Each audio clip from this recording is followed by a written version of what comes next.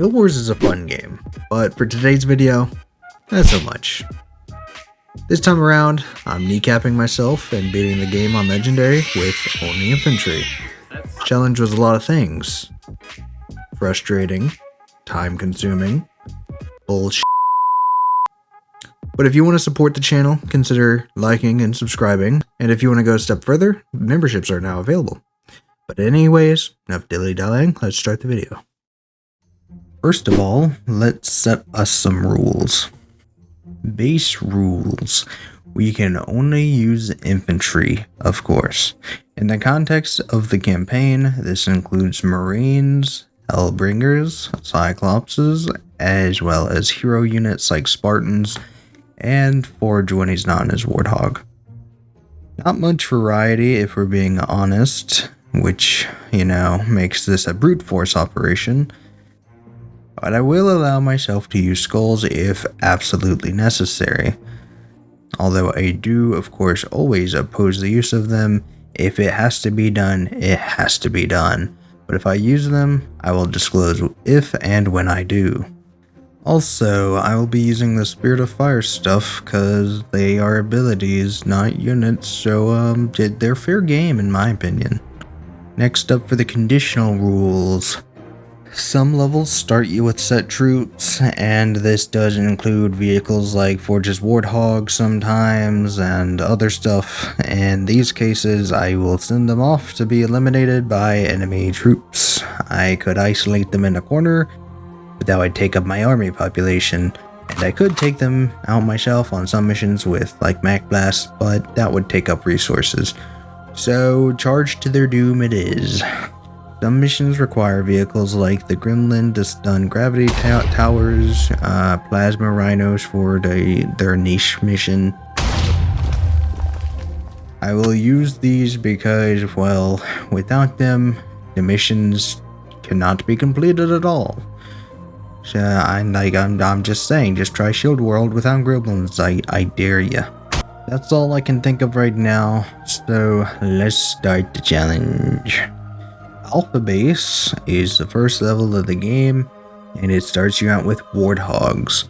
Unfortunately, we don't have a base on this mission, so you can't produce any more troops. But after clearing the parts where you only have Warthogs, we finally get some Marines to use instead. Since I felt like Warthogs could cause too much carnage charging to their doom, and since I didn't have a use for army population anyways, I kept them in the back, outside of combat, and took back Alpha Base from the Covenant with only the Marines. Now this was quite difficult, and would be impossible if we took them all on at once, so instead I pushed in and withdrew my forces as their grenade abilities cooled down, pushing and pulling like the waves of the ocean. Now this does take a few minutes, but I was able to easily clear out the Covenant presence in the base. One mission down, many more to go. Relic Approach is our first mission where we get to build up a base and create our own army. Now while this is great, it also put into perspective how tough this challenge was going to be. You see, I have a bit of a confession to make. I have never beaten Halo Wars on Legendary. It is literally the only one I have never even tried. And yet here I am, playing it for this challenge. So you can only imagine my shock and my horror when I found out that the Covenant, on Mission 2, already used Locusts. While they don't pose a huge threat to the Marines, they do have a shield and take a lot of fire for their allies, acting as damage bullet sponges. But in addition to this, they are long-range troops that pose an extra threat to the buildings of the base. So for the rest of the campaign, I will be keeping an especially close eye on these little bugs. As for the challenge itself, well, a lot of Marines were lost for the sake of content, let's just say that, but basically, I would crash in with a large force, target a few key strategic locations like turrets and shield gens, and destroy them, take massive casualties, and then withdraw my forces and prepare for the inevitable counterattack. This was an effective method for whittling down the enemy forces, so eventually, After like an hour, we are able to reach the end of the mission and destroy the detonator to finish the level. Next up is Relic Interior, and unfortunately, we only have set units again. This is the mission where Forge and Anders are ambushed in the Forerunner structure and need rescued. So we start out with 2 grizzly tanks, and if they're destroyed, well, the mission ends. So instead, what we do is send them to Sergeant Forge and Anders' location so that they are added to our forces, and then once they do this, we say bye-bye grizzlies, they blow up, and then fortunately, we don't have to clear all the enemies to actually finish the level. We just have to make it to evac. So throwing caution to the wind, I order all units to move to extraction, and luckily, Forge and Anders made it. I can't say the same for all the Marines, but they weren't necessary for the mission completion, so that one was rather simple. Leaving Harvest and arriving at Arcadia Colony, the city is under siege and needs our help. Fortunately for us, we only need to evacuate 1 shuttle, because let me tell you something. Splitting our infantry forces on this level, it would not be wise. So a couple things here. We start with 4 Hornets and Forge's Warthogs, aka all vehicles. And unfortunately, we can't build a base quite yet at the start of the mission. We have to wait for the scripted scene with Shuttle 3 getting shot down, and then we can build a base. While we can't quite defend the shuttles yet, in this case, Red Team is spawned in as allies and they put up a decent fight against the Covenant, although they're allies, so we can't control them or what they choose to do. And that is to say, this doesn't count. So I failed the mission a couple of times before I finally found the recipes for success, but when I finally pulled it off, Shuttle 1 had been destroyed before I could even get a sizable force to it. So instead, all my troops were assigned to defend Shuttle 2. Luckily, I did not have to allocate troops to defend the base, as most of the Covenant, well, they were committed to something else. So once we have a sizable force at the shuttle, we only really have to worry about Banshees. See, Banshees are evil. They just charge the shuttle, start chucking bombs at it, and then once they are destroyed, well, they ram the shuttle. This does a lot of damage to the shuttle, so while I was figuring out a way to counter this, I had to constantly use the healing drones to keep the shuttle alive. I finally figured out that by positioning my forces under these here palm trees, the Banshees would attack them instead of the shuttle. Not sure why, but it does help out a ton and keeps the shuttle in good working order. So something I didn't know is that while playing on legendary difficulty, at the 1 minute mark for this mission, a mega turret starts firing. And for anybody who is unfamiliar with the game, a mega turret is a long range artillery unit that does a ton of damage. And yes, it could in fact target the shuttle at any moment. I absolutely lucked out here though, and it only fired on my troops until the final 10-second countdown. So luckily only a few shots actually struck the shuttle, because if it had taken even 2 more, I'm pretty sure it would have been a goner.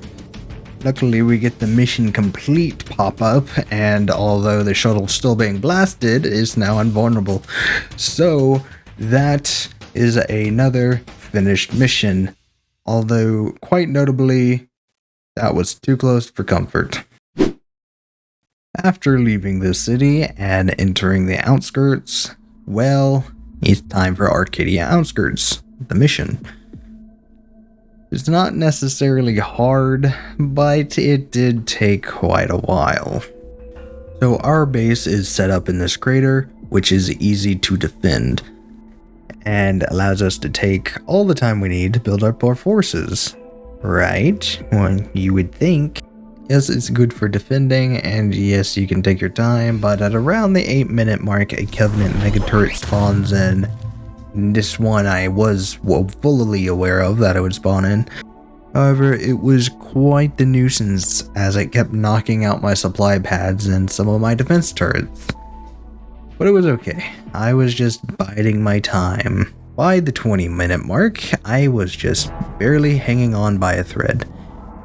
And then I was reinforced by Omega Team, an elite Spartan task force. And they're dead. To be fair, it wasn't completely my fault. They did land in a horde of Covenant. But in hindsight, I probably should have cleared the LC. In the meantime, I noticed that the mega turret had stopped firing on my base. So what was it targeting now? Because I only had maybe a couple troops and they were still alive, so it's targeting something else. Well, it was taking aim at the downed members of a mega team. So it turns out they were actually quite useful. Not many units in this game are capable of dealing friendly fire, but it just so happens that the mega turret is one of them. So that horde of enemies that the Spartans stage dived into, they're currently being vaporized by the artillery. So things started to go my way from here. Having some surviving Marine squads, I was able to recover the Spartans and fortify the area once again. Now that we have 10 Spartans as opposed to just 3, I was able to hold the base with some Spartans and have the others break off to assault the mega turret. So the small force that I broke off to destroy the mega turret were successful, and I was finally able to construct a base and not have it constantly being destroyed, which also meant I was able to build up my army and upgrade them. So now we have a ton of ODSTs. With my ground force well established, I launched a frontal assault that was full of righteous vengeance. Okay, maybe I'm being a bit dramatic, but after them pounding on my defenses like a drum for the past hour, it felt really good. With the base wiped out, we can count this as another mission success. So the next mission is Dome of Light. I don't know why. Maybe I didn't have enough sleep or something. This mission had me so angry. Probably the most angry I've been in years. This was infuriating. But hey, saying that now, it only gets better, right? Wrong! We'll just be hopeful. Okay, so what's the problem? The problem is the reach of the Covenant forces, or I guess the amount they're able to spread them out. I don't know how you describe it, really. We are tasked with placing rhinos in 5 different locations, and unfortunately, they can be destroyed pretty easy by banshees, or by forces dropped by spirits, and so you can imagine where my problems start to lie. Infantry forces are not quick enough to be reactionary in these attacks. The rhinos would be gone by the time we get to them. So trying to take a preemptive approach, I also spread units in different areas to be able to respond to attacks faster.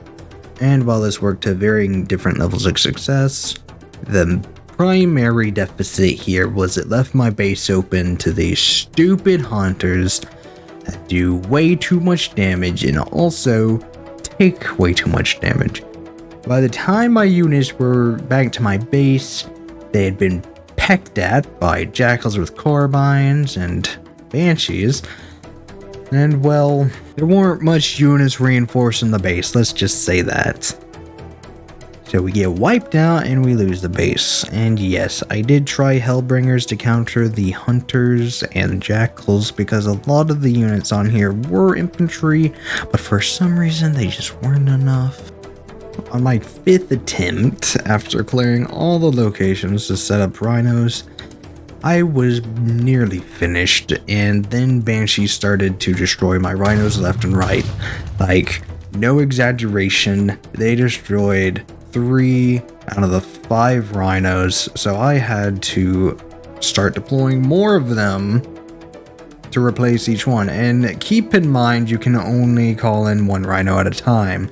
So you take the time to train it, multiply that by 3, and then you take the time it takes for it to reach the location, multiply that by 3. So, you know, every rhino they destroy is a lot longer that I have to hold out. And to add insult to injury, they launched a heavy assault on my base. There was no way I was going to successfully establish a foothold in this fight.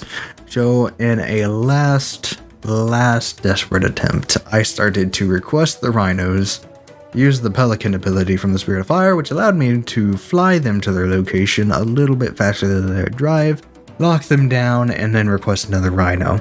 So basically what we have going on here is the Covenant are trying to destroy my base before I deploy all my rhinos, and I'm trying to deploy my rhinos before they destroy my base. Because whoever completes their objective first, well, they win in this scenario. I'm glad to say that in my gamble, I was the victor here. This mission made me so mad for no reason, but it felt really good and gratifying once I got it done. Next up on our mission list is Scarab. Now the goal of this mission is pretty simple. Destroy the Scarab before it blows through the 400 ruins and destroys the base. This means that speed is a big factor in winning this battle, and well, Marines are slow.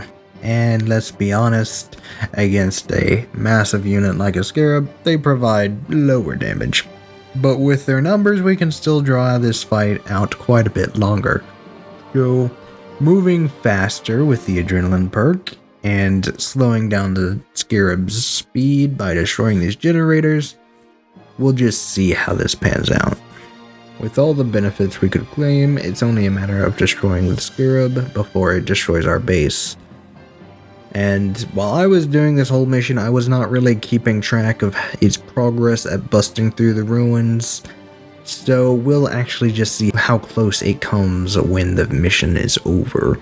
We have the Scarab surrounded, and although its beam can vaporize Marine squads in seconds, it's quite slow now.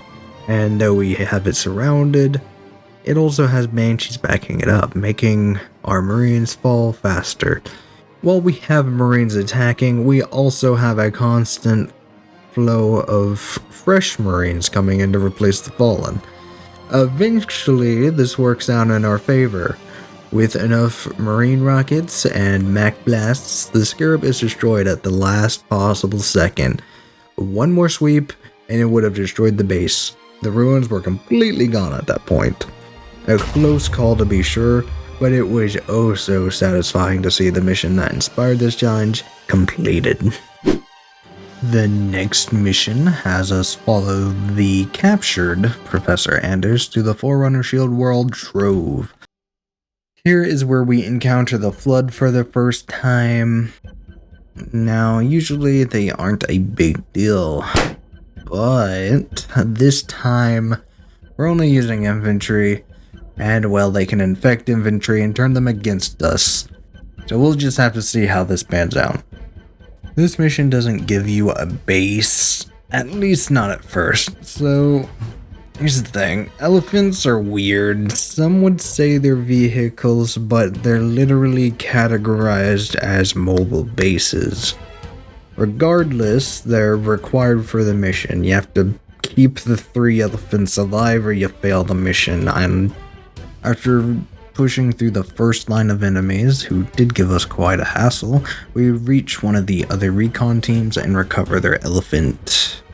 The infection forms are a bit of trouble for our infantry, but when focusing them, they can't infect anybody. The problem will come with spore clouds, but we'll get to them later. They're only a minor nuisance at the moment. Once we defeat the flood surrounding the elephant, I withdraw and establish a base. From here, I spent probably longer than I needed to building up a large force to recover the last elephant, and easily so. With that, we finished the first flood mission. The next mission, the Flood, was pretty easy. We start out with a relatively established base. We have some supply pads pre-built. We have some elephants to use as barracks. And, well, despite this, I still take time to build up the base and, establish a strong army before even considering doing anything. We are able to recover red team. Here's where the problems for this specific mission come in. To easily destroy the Gravemind, you have to simultaneously down all of the other Flood bases. And while that's not hard to do, they only stay down for so long, they eventually come back up, and infantry are too slow, so they can't down them all at the same time. So is there an alternative for that? Yeah, because that's an optional objective. You don't even need to destroy them. You can simply just destroy the Gravemind. It's just harder because it's not weakened. So instead, I did opt for this drastic measure, and once I had a full army, I assaulted the Gravemind while it was around 50% strength because we did destroy a couple of Flood bases that were not recovered. And to be honest, I didn't really know if the game was going to let me slide with this, but I figured I'd try it anyways. As its health continued to drop, more and more troops were infected by the Flood, but I just full sent it. I was able to finish the Gravemind with lots and lots of rockets. Although with the mission complete, I did kind of reflect on the outcome of the battle. And I think the rate at which my units were turned, well, that's quite concerning for the next mission, but hey, we have another one down. So the next mission is Shield World. Boy oh boy. Anyone who has watched this video on screen now knows that I am not a fan of this mission. It has a short time, which can be extended, but it still feels too short. That's only half the problem though. The real issue is the Flood launching structures. These were in the previous levels, but Shield World has an obnoxious amount of them. A lot. And although I knew that if I didn't have a time limit, I would eventually pull it off, unfortunate to say, I can't count on that because there's a 30-minute timer.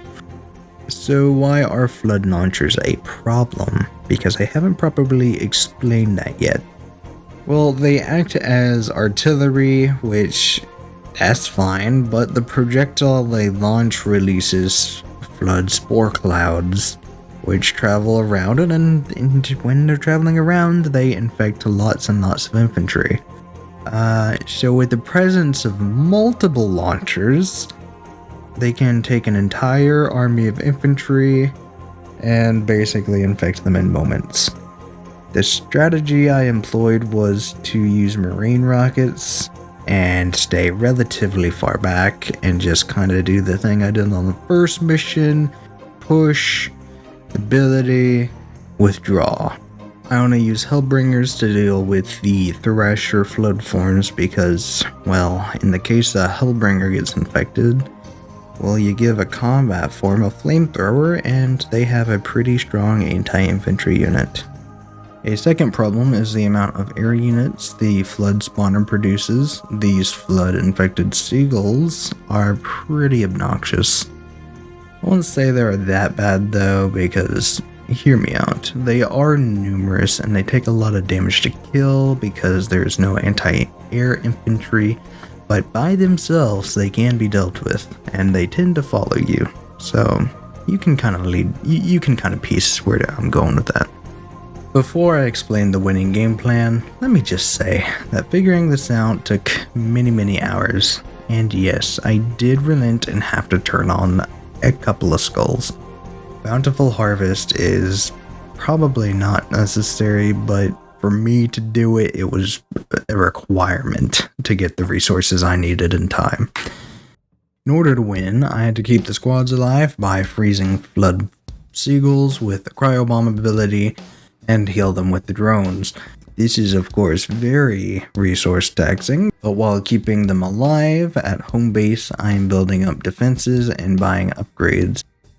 In order to buy more time for the mission, we send gremlins to the pylons and kind of just hope they get there. Sometimes they will, sometimes they won't. The only real factor you can do to change that is to cryo-bomb groups of enemies for them to get through easier.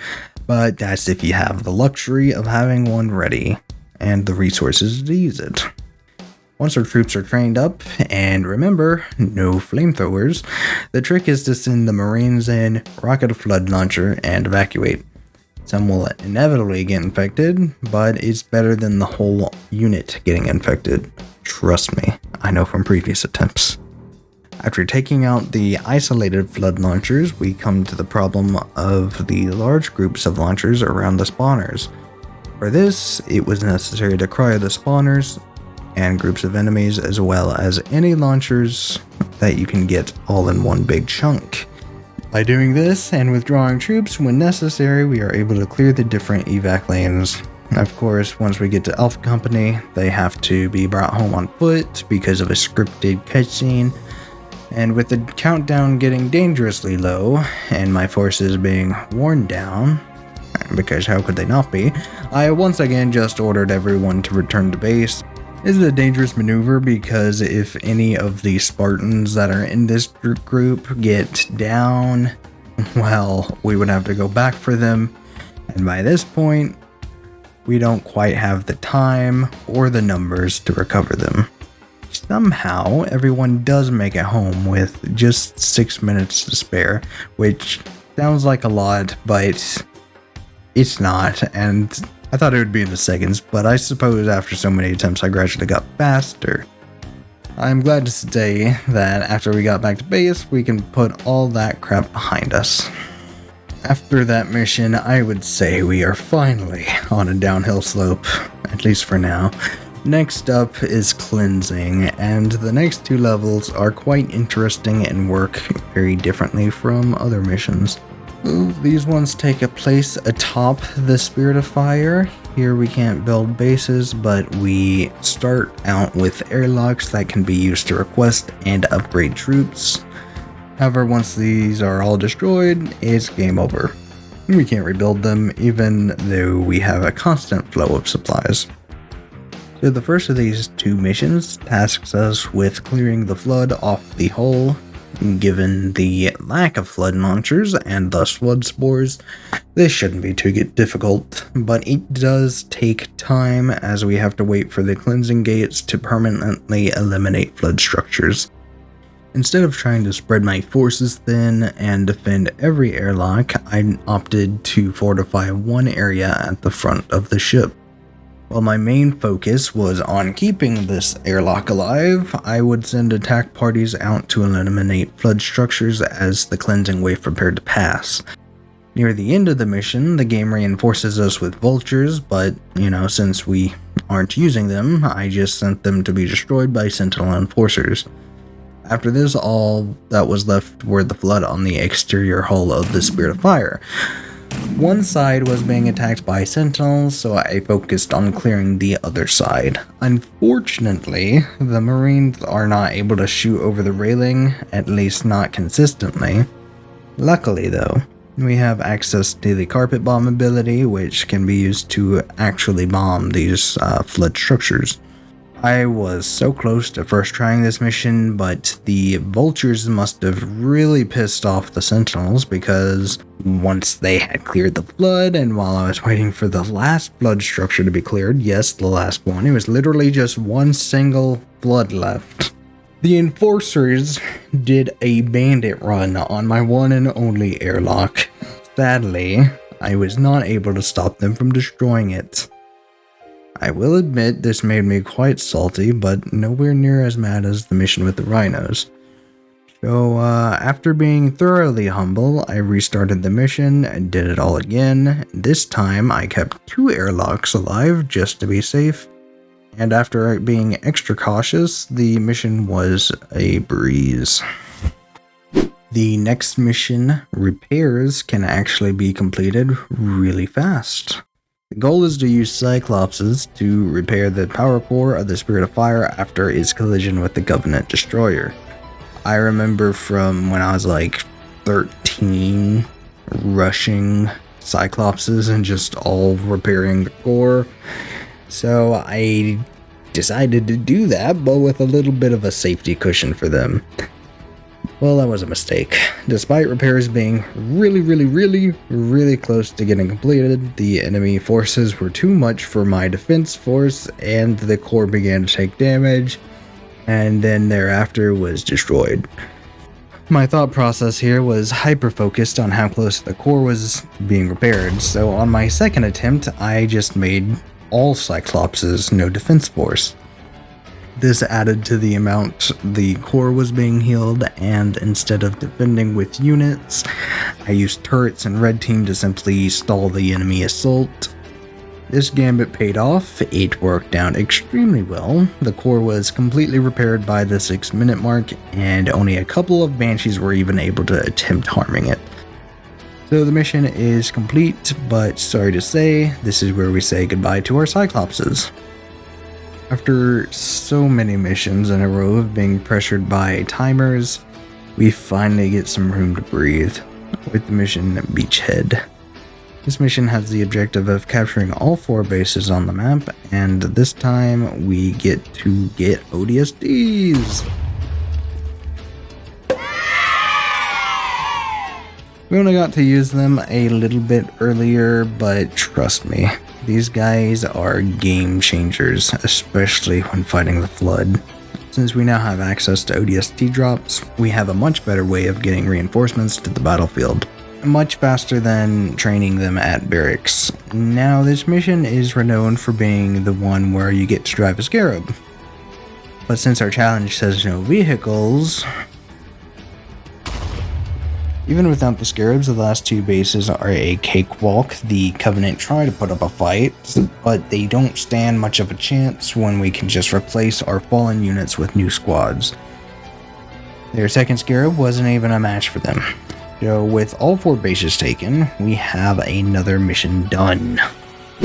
Just 2 missions to go now, the first of which is Reactor. For some reason, this mission gave me some issues. Not that it was too difficult, no. The Covenant just have a really easy win condition, which is, of course, destroy the reactor.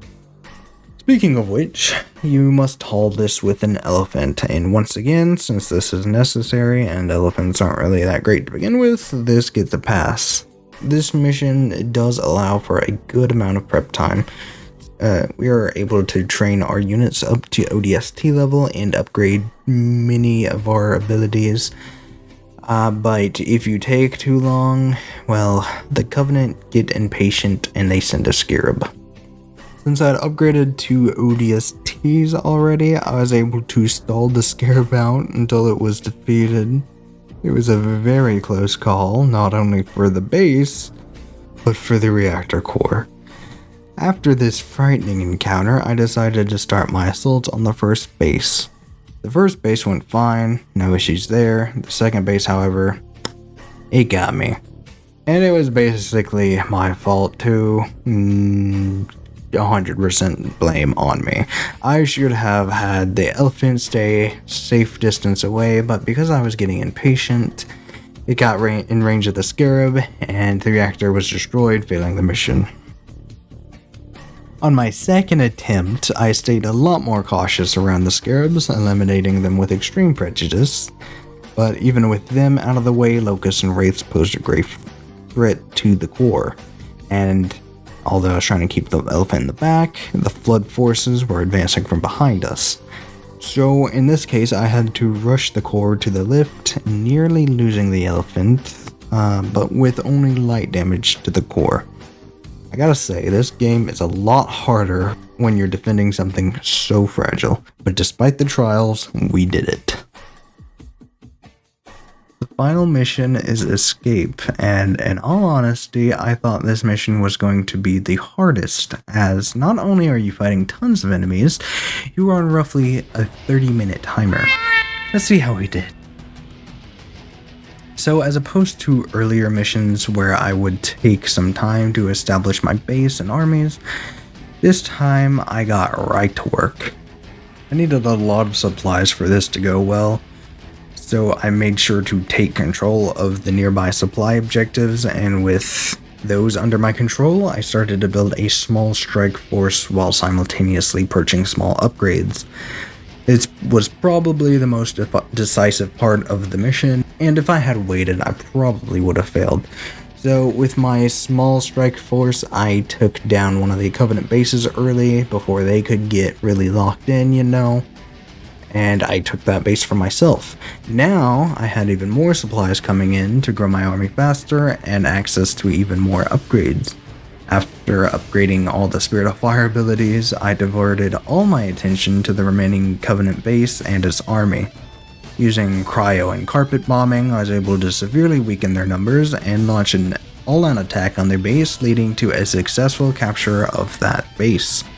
All that was left of the Covenant now was a Scarab and occasional patrolling Banshees.